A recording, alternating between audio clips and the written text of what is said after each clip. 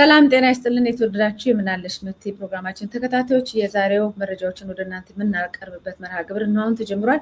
ዛሬ ህዳር 10 2018 ዓ.ም ነው። እንደተለመደው የመታሰቢያ ቀጸላ ደረጃ ያብቶል ከቴክኒሻን ባለሙያዎች ጋር በጋራ መተናል። አብራችሁ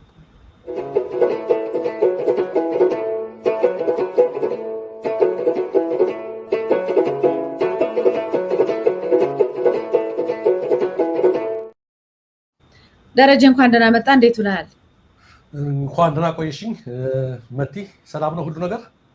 ሁሉ ነገር ሰላም ነው። ሰላምም አይደለም ሁለቱም እንግዲህ ያለ ነገር ነው። በኢትዮጵያ ጉዳይ ላይ እኛ በደህንነት አለን፣ ሀገራችን በደህንነት የለችም። ያው ብዙ ዜናዎችን አንተም ይዘህ መጥተሃል። ሰልፉም አለ፣ ተቃውሞም አለ፣ አፈሳውም አለ፣ ብዙ እንቅስቃሴዎች አሉ። በጣም ግን አሁን ብዙዎቹ ሚዲያዎች ቀልብ እየሳበ ያለው ዛሬ ቢቢሲ ላይ የወጣው ነው። መጀመሪያ በቢቢሲ እንግሊዝኛ ወጥቶ ነበረ። ከዛ በቢቢሲ አማርኛ ወጥቷል። እንደሰማነው ከሆነ ደግሞ በቪዲዮም የተካተተ መረጃ ሳይወጣ አይቀርም፣ ገና አላገኘ ነው። ይሄ እንግዲህ እስከዛሬ አንተ የዘገብከው እኛም እየተነጋገርን ያለ ነው። ማህበረሰቡም እያጋለጠ ያለው ብዙ ነገር በተለይ አማራ ክልል ላይ እየተደረገ በጦርነቱ ጋር ተያይዞ ሲቪሊያን ንጹሐን ግለሰቦች ላይ፣ እናቶች ላይ፣ ሴቶች ላይ፣ ህፃናት ላይ እየሆነ ያሉ ነገሮች ብዙ ነበሩ። እነሱን ያው በአብዛኛው የሚዘገበው ከአንድ አቅጣጫ ስለነበረ ያው ሰርተው እራሳቸው ፈጥሮ ነው ምናምን የሚባል ነገር ነበር። ዛሬ እንግዲህ ቢቢሲ ዘግቦታል። እንግዲህ ቢቢሲ ያው ዓለም አቀፍ ሚዲያ ነው። የመጀመሪያው ገና ወደ አማርኛው ላይ ስትሄድ ቢገሉኝ ይሻል ነበር ትላለች። የሴቶችን ህይወት እያበላሸ ያለው የተዘነጋው የአማራ ክልል ጦርነት ይላል። እዚህ ዘገባ ላይ በጣም ሰፊ የሆነ በመከላከያ ወታደር ሴቶች ላይ የደረሱ ጥቃቶችን ያወጣበት ዘገባ ነው እና እዛ ቦታ ላይ በተለይ እንደሰማነው ከሆነ ኬንያ አካባቢ ላይ ያለው የቢቢሲ የሚመለከተው አካል እና ባለሙያ ነው እንግዲህ ኢትዮጵያ ውስጥ ያለውን ነገር በጣም ብዙ ሰዎችን ኢንተርቪው አድርጎ ጠይቆ አናግሮ መረጃውን ሰብስቦ አጠናክሮ አረጋግጦ በእንግሊዝኛ ከዛም በአማርኛ ያወጣው ነው። ከዛ እንግዲህ ያለውን ነገር የሰዎቹን የተናገሩትን ቃል በቃል ስክሪፕቱን አስገብቶላል ማለት ነው። ይህ ዘገባ የመደፈርና ወሲባዊ ጥቃቶችን ክስተት በዝርዝር የሚገልጽ በመሆኑ የሚረብሽ ነው ይላል። የጥቃት ሰለባዎቹ ስም የተቀየረ ሲሆን ማንነታቸውንም የሚያመለክቱ ዝርዝሮች ለደህንነታቸው ሲባል እንዲቀሩ ተደርገዋል። ያው እነሱም ቢገሉኝ ይሻል ነበር ያለችው ሴቷ ታችን ምንድነው የተፈጸመባት? ግድያን ያስናፈቃት ነገር እንዴት ተደርጎ ምን ብትደረግ ነው የሚለው ብዙዎች ላይ ያው ጥያቄ ማንሳቱ አይቀርም። በጣም የተወሰኑትን ብቻ አባሪ ለማድረግ ያህል ላንብበው። እናት ትባላለች። ያው እንግዲህ ስም የተሰጣት ነው። እሑድ ጠዋት ወታደሮች ወደ ቤቷ ሲመጡ ከ8 ዓመት የእህቷ ልጅ ጋር እንደነበረች ተናግራለች። የኢትዮጵያ መከላከያ ሰራዊት ታህሳስ 27 2017 ዓ.ም በአማራ ክልል እየበረታ የመጣውን የፋኖ ታጣቂዎች አመፅ ለመከላከል ከሚወስደው እርምጃ ጋር በተያያዘ የቤት ለቤት ፍተሻ እያደረገ ነው። እናት የኢትዮጵያ መከላከያ ሰራዊት የደንብ ልብስ የለበሱ 3 ወታደሮች ደቡብ ጎንደር ወደሚገኘው ቤታቸው እንደመጡና ስለ ማንነቷ እንዲሁም የፋኖ ታጣቂዎች ከምትሰራበት ጠላ ቤት እንደሚመጡ መጠየቅ መጀመራቸውን ትናገራለች። የ21 ዓመቷ እናት የፋኖ ታጣቂዎች እንደሚመጡ ማረጋገጧን ትገልጻለች። እንዴት ብለን እንዋሻለን? እንዴት ብለን እንክዳለን? ነገሮች ወዲያው ብዙም ሳይቆዩ ተካረሩ። ስለ ቤተሰቦቿ ማንነት ከጠየቋት በኋላ እናት ወታደሮቹ በአጸያፊ ቃላት እንደሰደቧት ትናገራለች። ከዚያም ህፃኗ ማልቀስ ስትጀምር በመሳሪያቸው እንዳስፈራሯት ታስታውሳለች። እናት ከዚያም አንደኛው ወታደር በሌሎች ወታደሮች እርዳታ በእህቷ ልጅ ፊት እንደደፈራት ተናግራለች። እንዳይጎዱኝ ተማጸንኳቸው፣ ታቦታትን እየጠራው ለመንኳቸው፣ ግን ልባቸው አራራልኝም፣ አበላሹኝ ብላለች። በሺዎች የሚቆጠሩ መደፈርና የመሳሰሉ ጥቃቶች ናቸው እንግዲህ የተከሰቱት። እናት ብቻዋን አይደለችም። እናት የአማራ ክልል የትጥቅ እንቅስቃሴ ከተቀሰቀሰበት ከሐምሌ 2015 ጀምሮ ወሲባዊ ጥቃት ደርሶባቸዋል ተብሎ ከሚታመኑት በሺዎች ከሚቆጠሩ ሴቶች ውስጥ አንዷ ናት ይላል። ምንም እንኳን እውነተኛው ግጭት ነክ የወሲባዊ ጥቃት መጠን ሪፖርት ባለመደረጉና ባለመመርመሩ በትክክል ባይታወቅም ቢቢሲ ያሰባሰበው መረጃ ከሐምሌ 2015 እስከ ግንቦት 2017 ዓ.ም ድረስ ከ8 ዓመት እስከ 65 ዓመት ዕድሜ ያላቸው በሺዎች የሚቆጠሩ ሰዎች ያስገድዶ መድፈር ጥቃት እንደደረሰባቸው ያመለክታል ይላል። ገለልተኛ የመገናኛ ብዙሃን በክልሉ ያለውን ግጭት ለመዘገብ በተጣለባቸው ክልከላና ገደብ ምክንያት ወደ ክልሉ መግባት ባይችሉም የቢቢሲ የናይሮቢ ጋዜጠኞች ቡድን ያስገድዶ መድፈር ጥቃት ለተጎጂዎችና የጤና ባለሙያዎችን በማነጋገር ቀውሱ በሰብአዊነት ላይ እያሳረፈ ያለውን ጠባሳ የሚመለከት መረጃ ሰጥቷል ይላል። እኔ በቃ ይሄንን ከዚህ በላይ ብዙ እንትን ነው የሚለው፣ ብዙ ያማል፣ ብዙ ሊሄድበታችን ታርጌ ቤተሰቦቼ መንገድ ላይ ወድቄ ነው ያገኙኝ ትላለች። እቺ ደግሞ ራሷን ስታ የ18 ዓመቷ የምዕራብ ጎጃም ነዋሪ ናት። ቤተሰቦቼ ራሴን ትቼ ወድቄ መንገድ ዳር ነው ያገኙኝ ትላለች። ሌላዋም ሴት ሆኖ መፈጠር ያስጠላል የመሳሰሉትን በጣም ከባባድ ታሪኮች የተካተቱበት ስለሆነ አድማጭ ተመልካቾቻችን የቢቢሲውን ዘገባ አማርኛውን ገብታችሁ ብትፈልጉ እንግሊዘኛውን እንድታዩትና ያለውን ነገር በጥልቀት ውስጥ ያለውን እንድትመለከቱት በዚህ አጋጣሚ እመራችኋለሁ፣ ጋብዛችኋለሁ፣ ለምናችኋለሁ እንድታዩት። ከነዚህ ታሪኮች ውስጥ ለምሳሌ አንዷ እኔ ወንድ አላቅም፣ በጣም የቤተክርስቲያን ልጅ ነኝ፣ አገልጋይ ነኝ። ነገ በቁርባንና በተክሊክ የማገባ ራሴን የጠበቅኩ ሰው ነኝ። ተበላሽቻለሁ። አሁን ቤተክርስቲያንም አልሄድም። በዛ የተነሳ ደግሞ ሰዎች ምን ይሉኛል፣ የሰዎች መገለልም እያለ ደግሞ ሳይናገሩ የተቀመጡም ብዙ እንዳሉ፣ ህይወታቸው ፈጽሞ የተበላሸ እና በከባድ ትራውማ ውስጥ ድንጋጤ ውስጥ ያሉ ብዙ እህቶቻችን ታሪካቸው ዛሬ የተዘገበበት የቢቢሲ ዝግጅት ነው። ደረጀ አንተ ሀሳብ ስጥበት። በጣም በወበረ ነው አሁን እያየሁት ያለሁት። በጣም ያሳዝናል። መቲ ግን ጥሩ ነው ያልኩት ለምን መሰለሽ፣ በቢቢሲ መውጣቱ በአማርኛና በእንግሊዝኛ መውጣቱ ለየት የሚያደርገው እኛ ስንዘግበው ነው። ኢንተርናሽናል ኮሚቴዎች ሁሉ የሚሰሙት ነው። የሰብአዊ መብት ተሟጋቾች ሁሉ አስተያየት ያካትቱበት ነው። እየተመለከትኩት ነው፣ እያየሁት ነው። እጅግ በጣም ዘግናኝ ነው። ስንናገር የነበረው ነው። ቁጥራችሁን በትክክል ማስቀመጥ ቢያስቸግርም የተደፈሩ ሴቶች ብቻ በሺዎች ይቆጠራሉ ነው የሚለው። በሺዎች ነው የሚቆጠሩት። ከ8 ዓመት እስከ 65 ዓመት የሚጠጉ ናቸው። እስከ አዛውንት ድረስ ናቸው። አሁን መቲ እንዳልሽው እናቶች ልጆቻቸው ፊት የተደፈሩበት፣ አንዲት ሴት ለ3 እና ለ4 ወታደሮች እየተፈራረቁ የተደፈረችበት ሁኔታ ነው የሚታየው። የብርቱካን ሁኔታ የአንዷን ሁኔታ በዛ ልክ ሊያስተባብል እንትን ሲል የነበረው አገዛዝ ምንም ማረጋገጫ አያስፈልግንም። የብርቱካንን ጉዳይ ማምጣትም አያስፈልግም። እዚህ ጉድ ወጥቷል።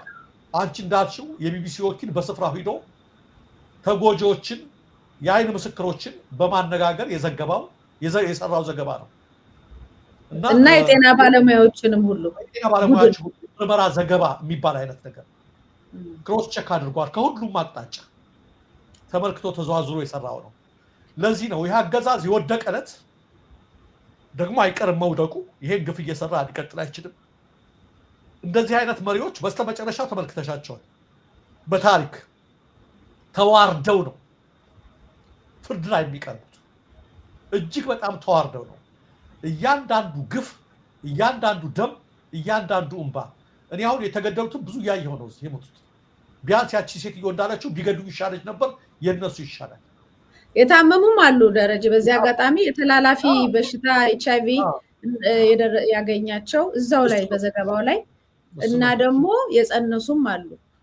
የጸነሱ አሉ፣ የፊስቱላ ችግር ያጋጠማቸው አሉ፣ ለ4 ለ5 ተብለውና የሞቱት ይሻላሉ የምልሽ ለምንድን ነው? በተለይ በማይድን በሽታ የተያዙ በርካታዎች አሉ። የሞራል ስብራቱ አለ፣ የአካል ህመሙ አለ፣ ብዙ ነገር አለ። ለዚህ ሴትዮዋን ብትገሉኝ ይሻለኝ ነበር ያለችው። የወደፊት ዓላማቸውን በቁርባን ለመግባት የፈለጉትን፣ በቅድስና ለመኖር የፈለጉትን ሁሉ በዚህ ደረጃ ጠላት እንኳ ጣሊያን እንደዚህ አላደረገም።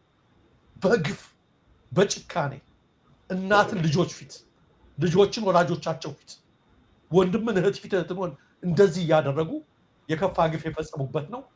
ቢቢሲ መዘገቡ፣ ገለልተኛ ሚዲያ ነው መባሉ፣ ነገሩ በእንግሊዝኛ መሰራቱ በጣም ግሩም ነገር ነው። ከአሁን በፊትም ያካተቷቸው በተለይ የመብት ድርጅቶች ያካተቷቸው በርካታ ወንጀሎች አሉ መዝግበው የያዟቸው። ይሄ ደግሞ እንዳለ የሚመዘገብ ነው። በኢንተርናሽናል ሚዲያ የተላለፈ ዘገባ ነው። ስለዚህ ዝም የሚባል ነገር አይደለም።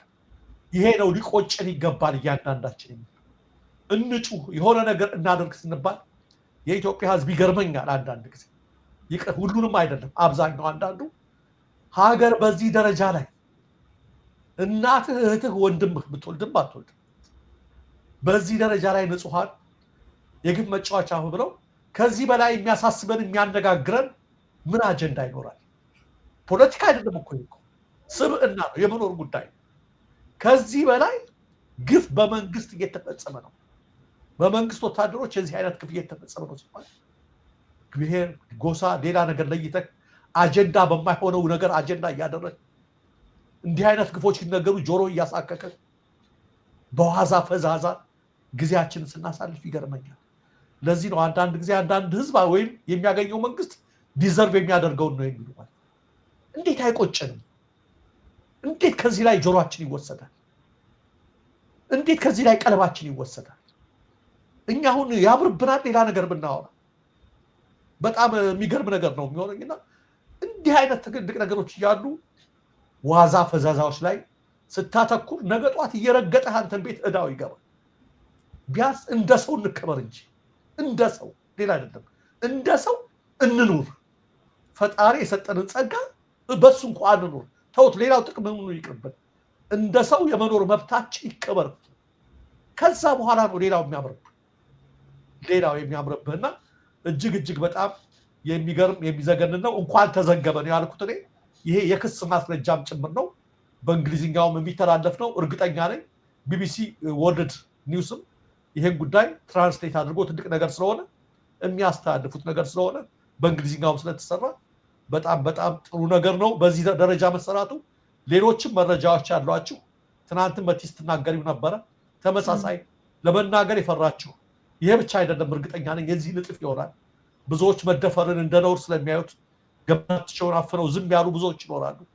እነሱ ሁሉ ያላችሁን መረጃ ስማችሁን በመቀየር ጭምር ያላችሁን መረጃ ለሚዲያዎች ብታደርሱ የተለያየ ነገር ብትሉ በጣም መልካም ነው የሚል ሀሳብ ነው። መልካም። ወደ ሌሎች መረጃዎች ስናልፍ መቲ በኦርቶዶክሳውያን ላይ የሚፈጸመው ግፍ እንደቀጠለ ነው። በጣም አሳዛኝ ነገር ነው አሁንም እየተሰማ ያለው። ከሐረርጌ የተነሳ ምዕራብ ሐረርጌ በጉባ ጉቱና አውጉዲና ወረዳዎች እንዲሁም በጭኖ ወረዳ በረብሶ አካባቢ ከትናንት ጀምሮ 6 ኦርቶዶክሳውያን በአሰቃቂ ሁኔታ ተገድለዋል። በምስራቅ ሐረርጌና ምዕራብ ሐረርጌ ዳር ባሉ ቦታዎች ላይ ኦርቶዶክሳውያን አሁንም ስጋት ላይ ናቸው። ተከትሎ ይህ መረጃ መንጋውን እንደሚጠብቁ አደራ ተሰጣቸው ለሀገረ ስብከቱ ለቤተ ክህነቱም የተላለፈ ቢሆንም አባቶቻችን ግን ዝምታን መርጠዋል ብለው ከዚያ ያሉ ወገኖች ናቸው እያደረጉ ያሉት። ግድያው ቦታውን ቀየረ እንጂ የአርሲውም አልቆመም ነገሩ። ነገር ግን አሁን ደግሞ ሐረርጌ ገብተዋል ማለት ነው። በኦርቶዶክሳውያን ላይ እየተፈጸመ ያለው ነገር ይገርማል። ይሄ ብቻ አይደለም። አንድ ፎቶግራፍ አለ። የዲያቆን ዮሴፍን ፎቶ አሳይልን እስኪ። ዲያቆን ዮሴፍን ይሄውና። ይህ ልጅ ዲያቆን ነው። ከተሰወረ ቀናት 3 ቀን ተቆጥሮ ነበር ታፍኖ ተወስዶ ማለት ነው። እና ሰዎች ሰክተው ነበር ምን አድርገውት ነው ተብሎ አሁን ታስሮ ማዕከላዊ ተገኘ። ማዕከላዊ ታስሯል። መጠየቅ አይቻልም ማለታቸው ተሰምቷል። ያሰሩት ከቅዳሜ ጀምሮ ቢሆንም ጠበቃ ለማቆም ፍርድ ቤት እንዲቀርብም አልተፈቀደም። ቢያንስ መታሰሩን እንኳን ለቤተሰብ ደውሎ እንዲነገር አልተፈቀደም ነው። እንግዲህ ወንጀሉ ምንም ማለት አይደለም።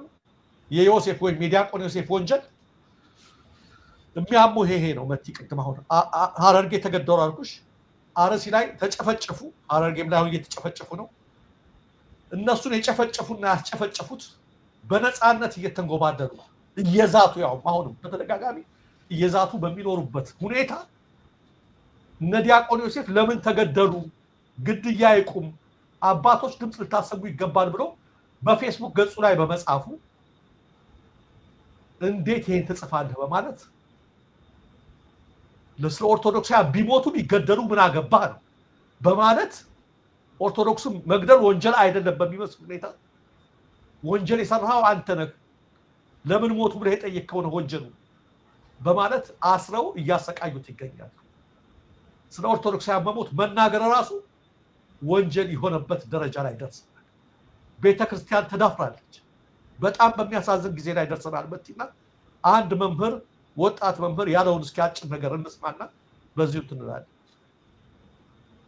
ነበረችዋ ቤተክርስቲያን ዛሬ አገሯ ላይ ምንም አትሰራ። ምን አሁን እንደ ኢትዮጵያ ኦርቶዶክስ ተዋሕዶ ቤተክርስቲያን ተናግረን የማንሰማበት ምክንያት ይሄ ነው። አንደመጥም። አሁን ለምን ማድረግ በሚገባን ጊዜ ምንም ስላላደረግን የመደመጥ ክብራችን ከአፋችን ተወስዶ በሌሎቹ ጉዳዮች ላይ እኮ ሲኖዶሱ ሊሰበሰብ ይችላል።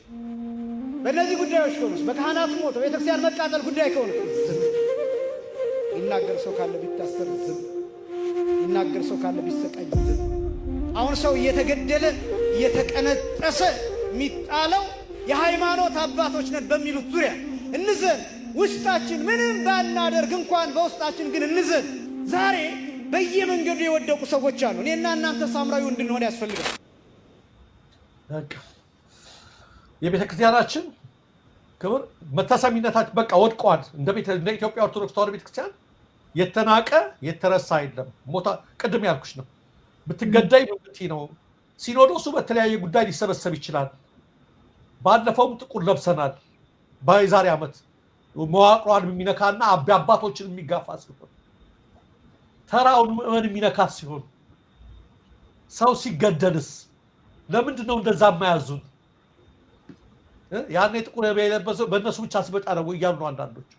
ዛሬ ተራዎች ምዕመናኑ ከታች ያለው ሲገደል አይሰበሰብም ሲኖዶሱ ግለጫ። ሌላ ቢቀር እኔ ቢያንስ ይሄን ወንድም ለአባቶች የምሰጣቸው ትንሽ ስራ ቢያንስ ዲያቆን ዮሴፍ ሂደው ማዕከላዊ መጎብኘት ማበረታታት እንዲፈታበት ነገር ማድረግ አለበት። ይሄ ግን መፍትሄ አይደለም፣ ዘላቂ መፍትሄ አይደለም። ዘላቂ መፍትሄ አይደለም። አንዱ ዲያቆን የታሰረውን ስላስፈቱ አይደለም። በሐረርጌ የምትሰሚው ትመለከቻለች። የአርሲው ደም ሳይደርቅ በዛም ያለው ሁኔታ ሳይደርቅ ወንጀለኞችም ለፍርድ ሳይቀርቡ የሃይማኖት ጉባኤ ተብየውም የፌዝ ሪፖርት አቅርቦ የንጹሃን ደም አክፋፍቶ እንዳለፈ ሁላችንም የምናውቀው በመሆኑ በሌላ ቦታ ይቀጥላል። ገና የዛሬው እንደው ገና ነው። ለምክንያቱም አይዟቸው የሚላቸው እንጂ ይሄን ነገር የሚቃወም ሊያስቆም የሚችል መንግስት የለም። በዚህ ላይ አምሮ የሚሰራ የለም። ጎአሄድ ነው ነገሩ፣ ቀጥል ነው። አንድ ሪፖርት ይወጣል፣ አንድ መግለጫ እርምጃ እንወስዳለን የሚል መግለጫ ታወጣላችሁ፣ ቀጥል ነው። ከዛ ውጭ ለምን ገደሉ፣ ለምን አስገደሉ? ሃይማኖት ጉባኤው የሚያወጣው ሪፖርት ትክክል አይደለም፣ ዋነኞቹ ትዕዛዙን የፈጡት እነገሌ ናቸው ብሎ በመጻፉ ነው ዲያቆን ዮሴፍ የታሰሩ። ሁለት ነው ሶስት አስተዳዳሪዎችን አጋልጦ እነሱ አሁን በነፃነት ነው ያሉት፣ ትዕዛዙን የሰጡት።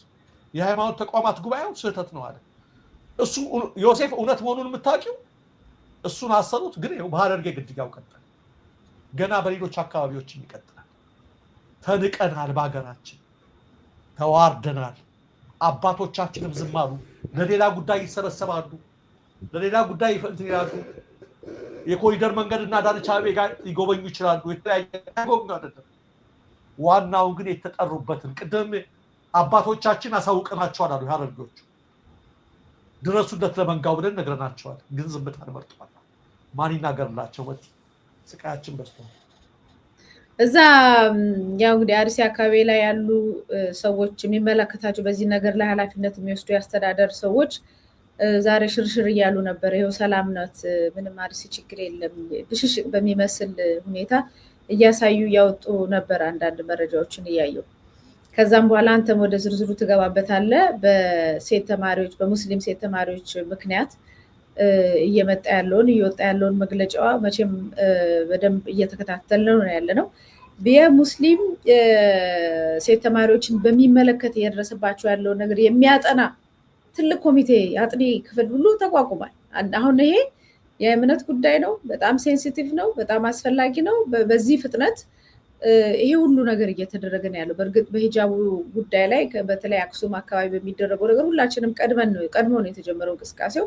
ሁላችንም ይሄን ነገር ሀሳብ ስንሰጥበት ነው የቆየ ነው። አሁን ግን በዚህ በሂጃብም ሆነ በኢቃማም በሌሎችም ነገሮች ጉዳይ ላይ የሚደረገውን እንቅስቃሴ ስታይ፣ በተለይ አሁን በቅርቡ ደግሞ የአማራ ሙስሊም ኮሚኒቲ ምናምን የሚል የሆነ ነገር ተቋቁሞ ነበር እና ያን ስታይ ኦርቶዶክስ እንዴት ነው ወደኋላ እንደዚህ የቀረችው? በጣም በሃይማኖት ላይ የሚያደርጉት ነገር በጣም የሚያስቀና ነው። በጣም የሚገርም ነገር ነው። ራሳቸውን የሚያስከብሩበት መንገድ ማለት ነው።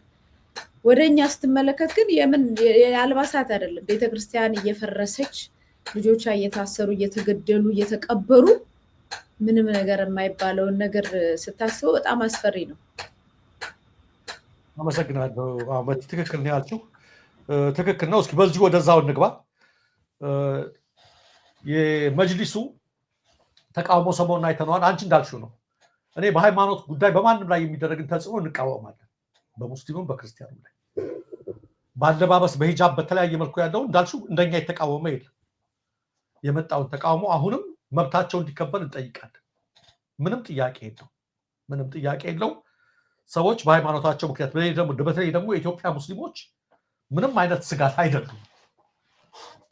ያሰጋሉ ምን ይባላል እንዲህ አይነት አለባበስ የሚለው ነገር የሚሰራ አይደለም። ስለዚህ ከጎናቸው ነን፣ ሁሌም እንጮህላቸዋለን።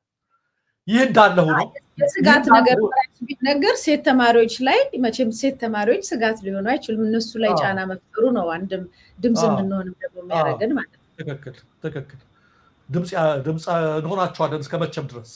ይህ እንዳለ ሆኖ ይህ አቋማችን እንዳለ ሆኖ ሰሞኑን የተደረገው ተቃውሞ ዛሬም በዩኒቨርሲቲ ተማሪዎች ወደ አማራ ክልል ገብቶ ወደ ደብረ ታቦር የደብረ ብርሃን ዩኒቨርሲቲ ተማሪዎች ወጥተዋል።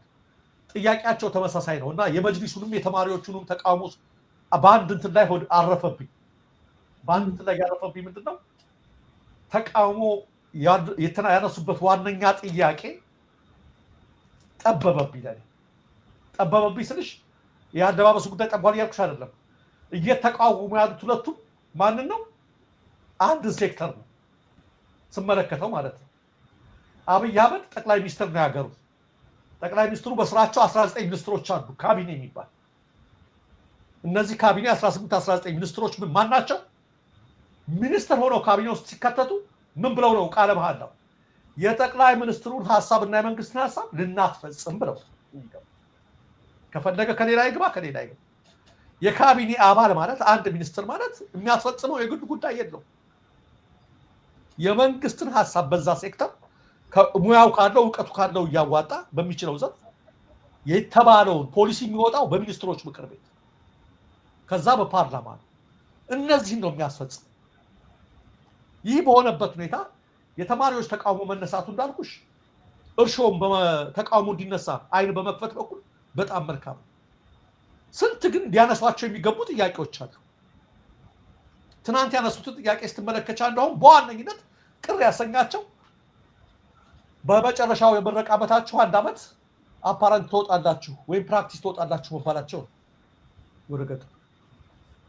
አሁን ይሄን ስትፈትኙ እውነት ብዬ ነው፣ ዝም ብለን እንዳናጫጭው ብዬ ነው። ይሄን ኬዝ ኮዝ ስመለከተው እኔ እንደውም በኢትዮጵያ ተመራቂዎች የስራ አፈጻጸም ላይ ችግር አለባቸው ስለሚባል እኔ ወጥተው ቢሰሩ ይጠቅማቸዋል እንጂ አይጎዳቸውም። ስንት ጉድ እያለ ኦኬ፣ ይሄ እንደ ምክንያት ይሁን እንበልሽ፣ እንደ ምክንያት ይሁን። ከተነሱስ በኋላ ማን ነው መቃወም ያለባቸው? ይሄንም ከተቃወሙ በዋነኝነት ይሄን መንግስት ነው መቃወም ያለባቸው። መስፋት አለበት የተቃውሞ ደብዛቸው። እየበደለን ያለው ብልጽግና ነው ማለት ሲገባቸው አሁን ምኑ ጋር ሄደብኝ ማለት ነው። ዲፌንድ እያደረግኩ አይደለም። ፕሮፌሰር ብርሃኑ ስራቸው ያወጣቸው አጎንብሰዋል፣ አክብረው ምን እንትን አላደረገውም። ነገር ግን እኛ ስንገምተው ወደ ሌላ አስፋፋ። እሺ ገጠር አትሄዱም ነገር ቢባሉ ሊያቆሙት ነው አይደለ? ተቃውሞ ትተነዋል ይሄን ፖሊሲ ይባሉ። ይህ አይደለም። ኢትዮጵያ ውስጥ በርካታ የተማሪዎች ችግር አለ፣ የህዝብ ችግር አለ፣ የወላጆቻቸው ችግር አለ። የዛ ችግር ምንጭ ደግሞ አንድ ሚኒስትር መስሪያ ቤት ሳይሆን ይሄ መንግስት ነው። እስከዛ ድረስ መስፋት አለበት። የእነሱ ሲገርመኝ ሀጂ ኢብራሂም ቱፋ ትናንት ባደረጉት ንግግር ቪዲዮውን ሰማሁት ራሴ። መንግስታችን መብታችንን አክብሮልናል። ያስቸገረን አንድ ሚኒስቴር አንድ ሁለት ሴክተሮች ናቸው። በተለይ ሚኒስቴር ማለት ከወጡ አርጊዲ ነው ከስጋው አርጊዲ ከመረቁ ታዩ አይነቴ የፈሪ በትር። አሁን አንድ እንትን አለ ራሱ ዛሬ መግለጫ ያወጡት። እስኪ አንድ ፎቶ አሳይት። አንድ ፎቶ አለ የሆነ ከመጅሊስ የመጣ ተመልከች። በመረጥነው መንግስት ያልመረጥነው ግለሰብ አስተሳሰብ ሊጫነብን አይገባም። ያልመረጥነው አስተሳሰብ መንግስትን መርጠናል እያሉ ነው። መንግስትን ከመረጡት ደግሞ ትምህርት ሚኒስትሩ የመንግስት አካል አንድ እጅ ነው። የመረጡት ብልጽግና መንግስትን ከሆነ ትምህርት ሚኒስትሩን መርጠዋል ማለት ነው እንዴ? ከአንድ አካል ላይ እንዴት ነው እግሩንና ሆዱ የኛ ቢሆንም እጁ የኛ አይደለም አይባልም? ይቺ ትናንት ሰምቻታለሁኝ። መንግስቱ የኛ ነው የኦሮሞዎች ነው የምትል በጣም በጣም እንዲህ አይነት ጠበብ ያለ ተቃውሞ ይደብራል። በጣም አብረው የሚሰሩ ያው ታውቃለህ፣ መስጂድ ውስጥ እንዴት መስጂድ ውስጥ የገባ የብልጽግና አካል ከኛ አካባቢ ውጭ ሆነውን ባለስልጣን እና ግን ሁሉም በእኛ ይያዝማል ከሆነ ይሄ አይደለም። ኢትዮጵያንኛ ለውጥ ይፈልጋሉ ነው እያለ ያለ። ሌላ ነገር የተናገሩት አለ ልተወሱም ስለ አፄ ስለምናምን ጊዜው አሁን ስላልሆነ ያነሷቸውን ነገሮች እኛ ተቃውሞ መቀጠል አለበት፣ መብታቸው መከበር አለበት ሲባል አሁን ለዚህ ነው የሂጃባቸው የኒቃብ ያለባበስ መብታቸው መከበር አለበት። በተረፈ ግን እቺ ጨዋታ ያሁን ያየ ጨዋታ መንግስቱ የኛ ነው መርጠነዋል፣ ያልመረጥነው ግለሰብ ሊጫናቸው አይችልም። ግለሰቡ የዛ መንግስት ፖሊሲ አስፈጻሚ ነው። ይሄ መቀባባት በጩኸት በዋይታ የሚሸፈን አይደለም። እና አብይ አህመድ እዚህ ላይ ተጽዕኖ ማድረግ አይችልም እያሉ ነው እኮ እነሱ እያሉ እኮ ነው። ብርሃኑ በራሱ ነው የሚሰራው አብይን ዞር በል ብሎ አይደለም። ብርሃኑ የአብይን ነው የሚያስፈጽሙት። ነግሯቸዋል እኮ አብይ የኔ እያንዳንዷ ንግግር ፊርማዬን አትፈጸማለች በቃል እኮ ነው የነገራቸዋል። ደግሞ ፕራይም ሚኒስትር ነው እሱ ያለውን ነው የሚፈጽመው። የሃይማኖት አባት ሆኖ እንደዚህ ማስመሰል ደስ አይልም። ከተቃወማቸው እውነቱን ተቃወሙ። ስለ አላህ ነው ያደራችሁት፣ እውነተኞች ናቸው። በደል የደረሰባችሁ በዚህ መንግስት ነው። ስለዚህ ይሄ መንግስት ትክክል አይደለም። አለበለዚያ የኛ ነው መንግስቱ ይሄን ያትል ብርሃኑ ግን የኛ አይደለም፣ እገሊት እኮ የኛ አይደለችም፣ ሴቷ እንትና ማንተሴ የኛ አይደለም የሚል ተቃውሞ የኢትዮጵያን ህዝብ አይመጥነውም፣ ልክ አይደለም። ስለዚህ ምንድነው እኛ የሙስሊሞች ጥያቄ የመብት ጥያቄያቸው መመለስ አለበት። ባለባበስ ጉዳይም በተለያየ ጉዳይ እያነሷቸው ያሉ ጥያቄዎች መብታቸው መከበር አለበት በሚለው ላይ ምንም ጥያቄ የለንም። ብዙሃን ሙስሊም ስለሆነ እኛ ብንመለከት ጥያቄው። በተረፈ ፖለቲካ እንዲህ አይነት ፖለቲካ ግን አይገባል። ይሄ የጠበበ ተቃውሞ ግለሰብ እየነጠሉ እንደዚህ ነው መንግስቱ የኛ ነው የመረጥነው መንግስት ነው የምትሉ ከሆነ በቃ አልፋችሁ እንትን በሉ። ትምህርት ሚኒስቴርም የነሱ ነው። በተረፈ ተቃውሞ ካነሳችሁ ቅድም እንደተናገርኩት ምሉ እንዲሆን ለለውጥ ከሆነ በደላችሁን ለማስቆም ከሆነ ችግሩን ከነሰንኮፉ ነው መንቀል። አለባብሰው ቢያርሱ ባረም ይመለሱ። ግለሰብ አንድ ሴክተር ላይ በመለወጥና በማድረግ የሚፈጠር የሚመጣ ለውጥ የለም። ስለዚህ ፖለቲካ ይሸታል። እንደውም የዘር ፖለቲካ ነው የሚሸተው ተቃውሞ። የዘር የብሔር ፖለቲካ ይሸታል። እውነቱን መናገር ስላለብን ማድበስበስ የለብንም እንዲህ አይነት ነገር ላይ። ቅድም እንዳልኳችሁ ነው። ይሄ ስንል ለሚኒስትሩ ፕሮፌሰር ብርሃኑ ዲፌንድ ለማድረግ ወይ ለሌላ አይደለም። ስለሳቸውም ተናግረናል። ይሄ ነገር እንደሚመጣባቸው አገልግሎት ሲጨርሱ የዘረኝነት መንግስት ውስጥ የገቡ ቀን ይሄ ነገር እንደሚመጣባቸው አስቀድመን ደጋግመን ነግረናቸዋል። አገልግሎታቸው እንደጨረሰ ሲታወቅ የተቀናጀ ተቃውሞ እንደዚህ ያስነሳል፣ ከወዳጆቻቸው ተለጥለው ብቻቸው እንደሚያስቀሯቸው ነግረናቸዋል። ስራቸው ያወጣቸው የሳቸው አይደለም። ዋናው ነገርኛ ተቃውሞ ከሆነ እውነተኛ መልክ ያዝ ነው። እውነተኛ መልክ ያዝ፣ አለበለዚያ ዝም ብሎ ተራ የዘር ተቃውሞ ነው ይመስል። አሁን ጥሪ ከተነሳ አይቀር ጥያቄ ከተነሳ አይቀር ሚኒስቴር መስሪያ ቤቶችና መንግስትን ተጠያቂ ማድረግ ከተጀመረ አይቀር በንጽህና ሁሉንም ነገሮች በደንብ ብትን አድርጎ አይቶ ሶርሱንም መሰረቱ ከየት ነው የመጣው ከስሩ ማየቱ በጣም አስፈላጊ ነው ብዬ ነው የማስበው። ለተፈለገ ለአንድ አጀንዳ ብቻ የሚኬድ ከሆነ አደገኛ ነው። ለተፈለገ አንድ አጀንዳ ሲኬድ ደግሞ የሚፈለግ ደግሞ ማህበረሰቡ የሚፈልገውንም ነገር ይጨመራል እዛ ውስጥ እንደምታውቀው። ለምን በዛ ውስጥ ነው ተቀብቶ የሚገባው። የአክሱም ትግራይ ላይ አክሱም ያን ሁሉ ተማሪዎች ዋጋ ሲከፍሉ ምናምን እኛም በየጊዜው ማንም ሳይመክረን ምን ሳይለን በዛ ጉዳይ ላይ ሁላችንም ድምፅ እንሆን ነበር፣ እንንቀሳቀስ ነበር። በዚህ ደረጃ ግን እንቅስቃሴ አላየውም ነበረ። ምክንያቱም ከተበረደላቸው ሁሉ በኋላ ተመልሶ ወደኋላ የተመለሱ ብዙ ነገሮች ነበሩ። ልጆች ከትምህርት ቤት ታግደው ነበረ። አሁን በጣም ሴት ልጆች ከትምህርት ቤት መታገድ ማለት ነው። ይሄ በጣም ደግሞ ሙስሊም ተማሪዎች በዛን ጊዜ እንደውም እየለጠፍናቸው ነበር። በጣም ጥሩ ውጤት እያመጡ የሚሸለሙበት ጊዜ ላይ በጣም የሚያስፈልግ ታይም ላይ ጊዜ ላይ አትገቡም ተብለው ከትምህርት ቤት መቅረታቸው መታገዳቸውን ሌሎች አካባቢዎችም ሲነገር ያ ነበር በጣም አግሬሲቭ የሆነ አስቸኳይ የሆነ ጩኸት የሚያስፈልገው መስተካከል የሚያስፈልገው ጉዳይ ነበረ። ከተሳሳትኩ ታርመኛለህ። ብዙ ነገር በዛ ደረጃ አላየሁም ነበር። እንደምታውቀው ከወለጋ የተፈናቀሉ አማሮች በአብዛኛው በየጎዳናው ላይ በወሎ በዚህ በጃራ በሁሉም ቦታ ብትል እኔ 90%ም 80%ም ቁጥሩን ያው እኔ በብዛት ሙስሊም ነው የማየው። የምንረዳቸው ኢንተርቪው የምናደርጋቸው በብዛት ሙስሊም እነሱ ላይ ምንም አይነት ነገር ጥያቄ ሲነሳ እንደ እርዳታ ለመስጠትም ጥያቄም ለማድረግም ጫና ለመፍጠርም ምንም ነገር አይቻል አቅም። አሁን ይሄኛው ጥያቄ ተገቢም ቢሆን ነገሩ ግን ተቀባብቶ የመጣበትን ሁኔታ በደንብ የሆነ ግልጽ አደረገው። እንደውም ምን ይላል? ይህን ሁሉ ወንጀል የሰራውን መንግስት ነው የምልህ ያፈናቀለው እና የሻ ሁለተኛ አማራ አልሆንም ያሉበትን እነሱ ሁሉ ያደረገው መንግስት እሱ ጥሩ ነው። የእኛ መንግስት ነው ብቻ ህዝብን ከመንግስት ጋር ያጣላ የመጣው ይሄ የሚኒስትር መስሪያ ቤት ነው። አዎ ሚኒስትር መስሪያ ቤቱ የሚጠየቅበት ይጠየቅ። አንተ እንዳልከው ነው። ሁሉም መጠየቅ ያለባትን ትጠየቅ። ግን መንግስትን ነፃ አድርጎ እሱን ንጉስ አድርጎ እሱን ደግ አድርጎ ከተጠያቂነት ማለፍ ግን ማዘለል ግን በጣም ፖለቲካ ውስጥ የተወሳሰበ በሰላም እንደው ይተኛሉ ወይ ምግብስ ይበላሉ ወይ የተባሉ ሲጠየቁ ነበር ጠቅላይ ሚኒስትሩ የምታስታውስ ከሆነ እና እንደዚህ ይሄ ሁሉ በወንጀል በአገሪቷ ውስጥ እንደዛ እየተሰራ እንደዚህ ተብሎ ከዛ መንግስት ጋር ከተቆመ በኋላ አሁንም ጥያቄ ሲነሳ ነፃ ለማድረግ የተሄደበት ነገር ጉዳዩን የሰብአዊ መብት ጥያቄውን በፖለቲካ የመኳሸቱ ነገር ችግሩን ሌላ አቅጣጫ ውስጥ ነው የሚከተው ብዬ ነው የማስበው። በ100% የምነግርሽ መቲ ያለምንም ጥያቄ እየተነሳ ካለው ተቃውሞ ጀርባ አብይ አለበት። 100% ነው የምነግርሽ። 100 እቺ ቲፒኤልኤፍን ሲጥሉ አብይ የተጠቀመባት ዘዴ ነች። የተጠቀሙባት እንደ ሽመልስ አብዲሳ ተመልከቺ። ያኔም ኦሮማራ ነው የተባለው በኦሮሚያ እንትን ተነሳ ተባለ ተቃውሞ። አንድ ሙጅብ የሚባል ልጅ አለ የሙስሊም አክቲቪስት እሱ ጀመረው። ናጂ ኢብራሂም ትፋ ቀጠሉ። ተማሪዎች አደረጉ። ማን ነው እስካሁን አማራ ክልል ዛሬ ቅድም እያየሁ ነበረ ደብረ ብርሃንና ደብረ ታቦር ላይ በዛ ልክ ሰላማዊ ሰልፍ ተማሪዎቹ በነፃነት ተመልከት። ሰው አይገደል እኮ ብለው ለመውጣት ሞክረው ቀጥቅጠው ነው ያስገባቸው ፖሊስ ወታደሮች። ስለዚህ ምን እየተባለ ነው? እንዲቀጣጠል ተፈልጓል። ይሄ ቅድም ያልኩሽ ነው። ብርሃኑን እንደዛ ነው የሚያደርገው። አብይ ይሄው ተነሱበት ተቃውሞ ብሎ ምንም እንትን ስለሌለው ሊያነሳው ፈልጓል። ማንሳት ብቻ አይደለም፣ በትምህርት ላይ ከፍተኛ ጥያቄ ከውጭ ድርጅቶችም ከህዝቡ ኢትዮጵያ ውስጥ ያለው የትምህርት መዳከም ከፍተኛ የሆነ ጥያቄ አስነስቶባቸዋል። ስለዚህ ሁሉንም ነገር ትምህርት ሚኒስቴሩ በጣም ተጠያቂ ነው።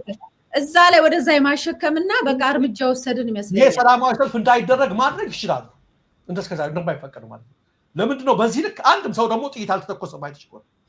በፍጹም ጥይት አልተተኮሰችም። በበትር ምናምን ይሞክራሉ፣ ግን በሁሉም ይሄዳል። ዛሬ ደግሞ በተለያዩ ቦታዎች ይሄዳል። ይሄን ምለው እና የሚነሳውን መፈክር ዛሬም ሳይው ተመሳሳይ ነው። ዳውን ብርሃኑ የሚለው ማለት ነው። ይቼ የማን ተቃውሞ ነች? የፕሮስፔሪቲ አብይ ያን ጊዜ እንደዚህ ይሄን ሰርተውበታል፣ ተጠቅሟል። እኔ ይሄን ከሚያደርጉ ከሚቀድዱ በቃ ይብቃዎት በጡረታ ወይም አምባሳደርነት ያገልግሉ፣ ይሄን ነገር አድርጉ ብለው ቢያነሱ ይሻላል ነው። የነሱ ስራ ነው እንደነገርኩሽ፣ ስራ ያወጣውስ። ግን ይሄ ተቃውሞ እኛ እያልን ያለነው የኢትዮጵያ ሕዝብ ችግር ላይ የወደቀው በትምህርቱ ዘርፍ ብቻ አይደለም፣ በሁሉም ዘርፍ ከቀድም ጀምሮ ያገባ ነው። ወንጀለኛ መንግስት ነው ያለው ነው እያልን ያለው። ወንጀለኛ መንግስት ይሄን መንግስት ቀባብቶ እንዲያስቀጥል አይደለም። አሁን የተወሰነ የሚያጠፉ ሚኒስትሮችን አባሮ መንግስት ሪፎርም አደረገ ለውጣችን የሚል ጋር አንተባበረም። እኛ እያልን ያለነው ይሄ መንግስት አሁን ያለው መንግስት በትምህርቱም ዘርፍ ለመጣው በእምነትም በሙስሊም ሆነ በክርስቲያኖች ላይ በተለያየ ጉዳይ ላይ ይመጣው ክሪሚናል ነው መንግስት ራሱ። ግለሰቦችን ነጥሎ በዘር አንደኛው የሚሞገስበት አንደኛው የሚወደስበት አንደኛው የሚረገምበት አይደለም። ይሄንን የያዘ ስለሚመስል የመረጥነው መንግስት ነው ካሉ ደግሞ በቃ የብልጽግና መሆናቸውን ይፋ ያደርጉ። እኛ አይደለም ጥያቄያችን። እኛ ደግሞ ያልተመረጠና በኃይል የተጫነ መንግስት ነው። ያልተመረጠ በኃይል የተጫነ አምባገነን መንግስት ነው ኢትዮጵያ ላይ ያለው። የሁሉም ችግር እሱ ነው። ኢትዮጵያ ሰላም የምታገኘው በሁሉም ዘርፍ ያለው ችግሯ የሚነቀለው ችግሩ ቅድም አንቺ እንዳልሽው ከስሩ ከነሰው ኮፉ ሲነቀል ነው። ይህን ነገር ለማድበስበስ በሚደረግ ይሄን ስም ተማሪዎች የያዙት ተቃውሞ እርሾ ሊሆን ይችላል ድፍረትን በመፍጠር በኩል ነገር ግን ዓላማቸውን ማስፋት አለባቸው። ዓላማቸውን አስፍተው አጠቃላይ ለውጥ መጠየቅ የዩኒቨርሲቲ ተማሪ ከሆኑ ማመዛዘን ከቻሉ ምንድነው በሀገራችን በወላጆቻችን በእኛስ ላይ እየሆነ ያለው በእርግጥ በአንድ ግለሰብ የሚለወጥ ነው ወይ ከስሩ አልተበላሸም ወይ ይሄ ስርዓት የሚለውን ነገር ተመካክረው ትክክለኛ ጀኒን ተማሪዎች ሊኖሩ ስለሚችሉ በዚህ ውስጥ ይሄን ነገር ሊያደርጉ ይገባል። በተረፈ አሁን ያልነው ጨዋታ ጋር የሚያስኬድ አይደለም። ዝም ብሎ የልጅ ጨዋታ ነው የሚለው እውነቱን እየተናገርን ነው መሄድ ያለብን ብዬ ነው መጥያለ ማለት ነው። መልካም ያው ግልጽ ለማድረግ ግን ሌሎች ይሄን የሚከታተሉ ሙስሊሞች ይሄ ከጥያቄው ጋር ሳይሆን ከፖለቲከኞች ጋራ ነው አስተያየት እየሰጠን ያለ ነው ከእምነቱ ጋር አይደለም። በተለይ ሴት ተማሪዎች ሙስሊም ሴት ተማሪዎች መመለስ አለበት። ዛሬም ነገር እኛ የነሱን ጥያቄ የአብዛኛው ሙስሊም ጥያቄ ፖለቲካ ከተቀባባው ጋር ጨምቀን አናየው። የሙስሊም ወንድሞቻችን ጥያቄ ለኦርቶዶክስ ለፕሮቴስታንት የሁሉም እምነት ጥያቄ መፈታት አለበት እንደምንለው ሁሉ በሙስሊም ወገኖቻችን ላይ የሚደረግ ጭቆና ሊቆም ይገባል። ባለባበሳቸው ጉዳይ የሚያደርጉት በአክሱም ላይ እኮ እኛ ነን እኮ እየጮህን ያለነው መብታቸው ይከበር እያለ መብታቸው መከበር እሱ ላይ ምንም ጥያቄ የለም። ለዚህ ነው ማስረገጥ ያለብን። ልክ ነው። ተባብተው የሚያነሱት ጥያቄ ወደ ፖለቲካ ሲሄድ አይቻልም፣ እንቃወማለን። ልክ ነው። ሴት ልጅ ኢትዮጵያ ውስጥ በዚህ ሁሉ ጥንቅጥ ውስጥ ወደ ትምህርት ቤት የመሄድ እድሏ በጣም ጠባብ ነው። በዛ ሁሉ ነገር አልፋ ትምህርት ቤት ከሄደች በኋላ ደግሞ አለባበስንና የመሳሰሉትን ነገር ምክንያት አድርጎ እሷን ከቤት ማስቀረት የሚባለው ነገር ሁላችንም እንደ ዜጋ እንደ ኢትዮጵያዊ በተለይ ሙስሊም ሴቶች ተማሪዎች ላይ የሚደረገውን ነገር የምንከላከለው የምንቃወመውና መብት ለማስከበር ከፊት የምንወጣበት ጉዳይ ስለሆነ ይህም እንዲታወቅ ብዬ ነው። ቀጥል ደረጃ ወደ ሌሎች መረጃዎች። እንግዲህ ሌላው መቲ በጣም የሚያስቅ ነው። አንድ ባጭሩ እንሂድ፣ ሰዓታችን ደርሷል። ለማንኛውም ሲፎክሩ የነበሩት እስኪ አዲስ ፎቶ አለች ዛሬ የኢትዮጵያ መንግስት ጥሪ አቅርቧል ለኢንተርናሽናል ኮሚኒቲ ከኤው እንደምታየው እንግዲህ the government of Ethiopia is ready for dialogue current future the international community to press and encourage the Eritrean government to end its violence against Ethiopia and to engage in good faith dialogue የመጨረሻው ነው good faith dialogue ከኤርትራ መንግስት ጋር እንዲያሸማግሏቸው ለዓለም አቀፉ ማህበረሰብ ጥያቄ ያቀረበ ይገኛል። እኛም ተናግረን የነበርነው መት ያስቀድመን ይሄን ነበር። ይሄ እንዳይበላሽ ነበር። ይሄ ሁሉ ፉከራ ቀረርቶ ተዋቁሙ። ይሄ ሁሉ ሱዳን መንግስት የለውም። ሱዳን በአሁኑ ሰዓት ላይ የእርስ በርስ ሲቪል ዋር ላይ ናቸው። መስት ታውቂያለሽ። ሱዳኖች ሱዳን የያዘብንን አንድ ቀበሌ ማስለቀቅ ያልቻለ አገዛዝ አሰብን ላመጣ ነው ሲል አቅሙም አቋምም የለሽም። ቢያንስ ይሄን ድንፋታት በሰላምና በዲፕሎማሲያዊ መንገድ ሞክሩ። ከውስጥ የተፈጠረብን ውጥረት ለማስተንፈስ ነው እንጂ አታደርገውም። ይልቅ ጎረቤት ጋር አትጣላ፣ ሌሎች በስጋት አይሁያን ስንጣራ ስንሰደብ ነበር። ይሄ ስንደርስ ሲሉ መጨረሻ እኔ ቢያንስ እንደው ዶክተር ደሳለኝን ይቅርታ ቢጠይቁት እያልኩ ነበር። እንደዛ ሁሉ ወርደውበት በሰላማዊ መንገድ ነው ይሄ ፉከራ ያዋጣም ስንል ነበረ። አሁን ቴዲ አፍሮ እንዳለው ጎማው ተነፈሰ መሰል። ይሄን ሰሞን ደግሞ እንደምታየው ነው ለዓለም አቀፍ ኮሚኒቲ አሸማግሉን አለ። እቺ አንቺ እንዳልችው ቅድም ይቺን መንገድ ቢይዙ ከመጀመሪያው ጀምሮ እንደው ከመጀመሪያው ጀምሮ እኮ ሰላማዊና ህጋዊ መንገድ ቢይዙ አሸማግሉ ወደ ማለትም ላይሄዱ ይችላሉ። ራሳቸው ይጨርሱት ነበር። ራሳቸው ተነጋግረው ይጨርሱት ነበር። ለማንኛውም ፉከሯ ዝም ብላ እንደሆነች ቡራ ከረዩዋ እንቡርንቡሯ እንዲሁ እንደነበረች እኛም ማስቀድመን አውቀናል። የጭንቀት ነገር ናት። አሰብን ላመጣ ነው ምናምን የምትለው ነገር አንድ ጥይትም ሳይተኩስ ጎማው ተንፍሷል ማለት ነው። አዎ በጣም እኛ ይሄ አሁን ንግግሩን እንዳያበላሸው ጉራውና ፉከራው ይቅር።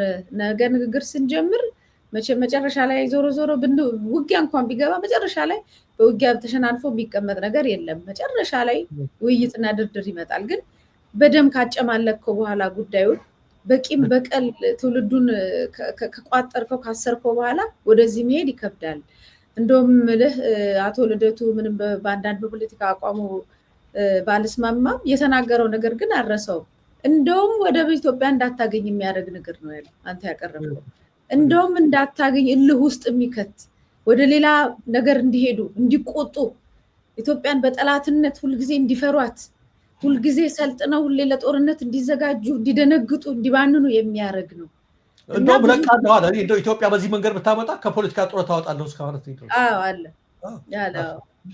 እና እሱን ነበር የፈራ ነው። እና አሁንም ይሄም ጥሩ ነው፣ ግን አሁንም ድረስ በፉከራው በካርታው በምናምኑ ትላንትና እኛ ስናቀርብ ሁሉ ካርታዎች ብሽሽቆች ምናምን አሁንም ትንሽ እንደ መንግስት እንደው ኃላፊነት እንዳለበት መንግስት በረድ ቢሉ ጥሩ ነው። እና ሰላማዊ መንገዱን በቃ በመከባበር ሰውን ሳያሙ ለፈረንጆች በቀደም ለፈረንጆች ሰብስበው እንዲያደርጉ እንዲህ ሳንተማማ ፈረንጅ እንድንጋደል ነው የሚፈልገው። ጠቅላላ ጥቁር አፍሪካዊ በንብርክኩ እንዲሄድ ነው የሚፈልገው፣ እያስኬደው ነው። ከዛ ውጭ አሁንም እሱን ጠርተህ ለፈረንጅ ፊት እንዲህ ከላይ ሱዳን በዚህ ኤርትራ በዚህ እንትን በዚህ ብንባባል እኛ ሆነን መጨረሻ ላይ ረሀብተኛ ሆነን የምንቀረው። ዘውር ብለን ከወንድሞቻችን ጋራ በሁሉም አቅጣጫ ካለው ጋራ ሰላም መፍጠርና የጋራ ነገር ማድረግ ሲገባን እነሱን ሁሉ ጠርቶ በዛ ደረጃ ማካረሩ በጣም አደገኛ ነው። ስለዚህ አሁንም ቢሆን እኔ እንጃ መቼም አንዳንድ የሚደረገው ነገር በዚህ መንግስት የግል የቡሊ የጎረምሳ ነገር ነው። ለነገው ትውልድ ያለማሰብ ችግር አለ። አሁን እኔ እናንተ ዛሬ ምንም ነገር ቢሆን ምናምን ብለን እኮ ነገ ይከብደናል። ነገ ለሚቀጥለው ትውልድ ብዙ ዕዳ ነው። ባለፈው ትውልድ ብዙ ዕዳ አትርፎልን ይሄው ከፍለን አልጨረስንም። 50 ዓመት ሙሉ እየደማን ነው። አሁንም እንደዚህ አይነት ነገር ለሚቀጥለው ትውልድ እንኳን ምን አለበት ጦርነት ባናወርሰው፣ ቂም በቀል ባናወርሰው የሚል ጥያቄ ነው እንትን ያለው። እንግዲህ ልባቸው መለስ ካለ ጥሩ ነው። ምናልባት ትላንትና አንድ ዜና ነበር አይተው ከሆነ አላውቅም።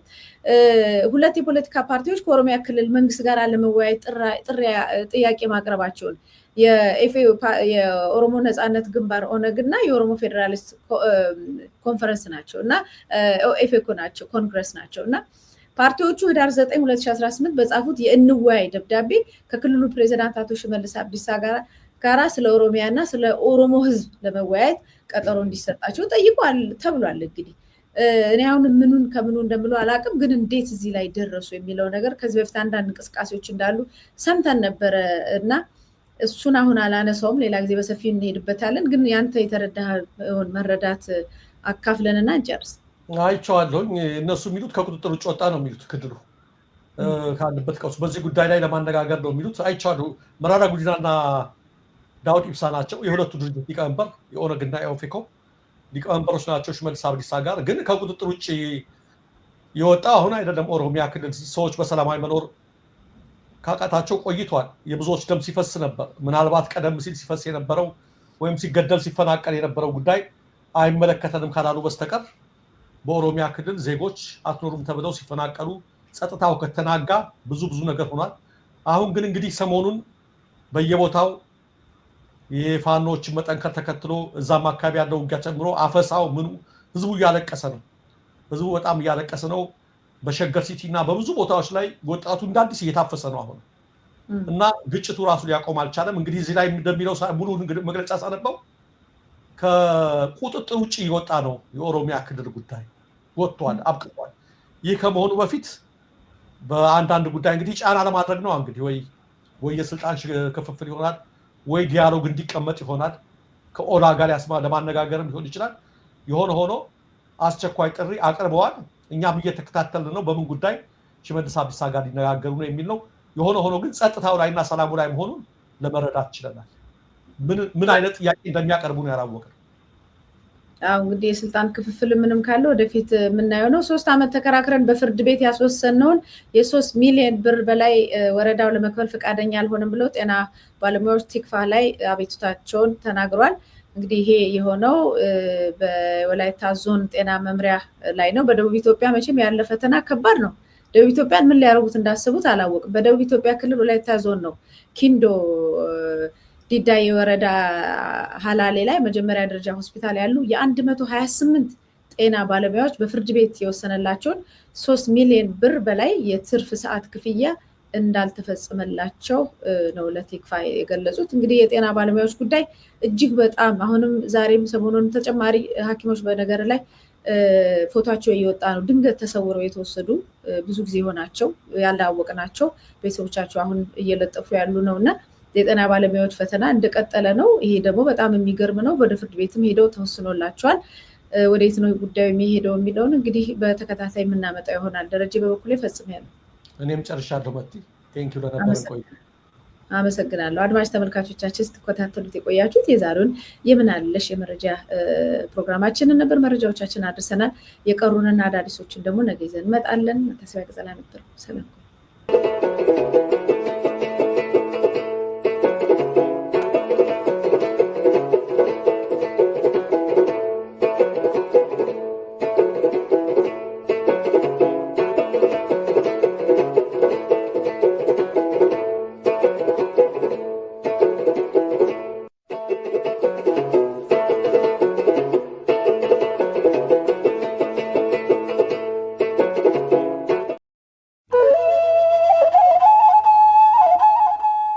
ኑና የወደቁትን እናንሳ።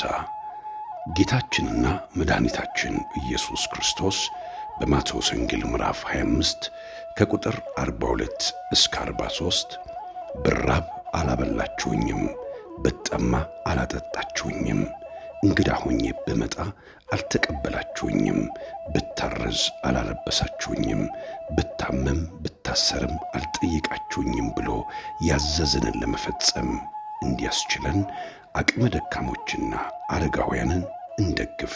ስለዚህ የወደቁትን አንሱ የነዳያን የበጎ አድራጎት ማኅበር በስሩ የሚንከባከባቸው 762 አረጋውያንንና አቅመ ደካሞችን ለማገዝ የተዘጋጀውን ባለ 20ና 50 ፓውንድ ኩፖኖችን ይግዙ። በመጪው ዲሴምበር 7 ቀን 2025 በ258 ሃሮ ሮድ ለንደን W2 SES ዘስቶ ሴንተር ሮያል ኦክ ስቴሽን በሚካሄደው መንፈሳዊ ጉባኤ ላይ እንዲሳተፉ በታላቅ አክብሮት ተጋብዘዋል። የመግቢያ ዋጋ ለአዋቂ 15 ፓውንድ፣ ለሕፃናት 5 ፓውንድ ብቻ። ለበለጠ መረጃ በስልክ ቁጥሮች 075 533 301 75 ወይም 079 516 091 04 ይደውሉ። መልካም ሥራ የክፉ ቀን ስንቅ ነው። የወደቁትን አንሱ የነዳያን በጎ አድራጎት ማኅበር የለንደን ድጋፍ አስተባባሪ ኮሚቴ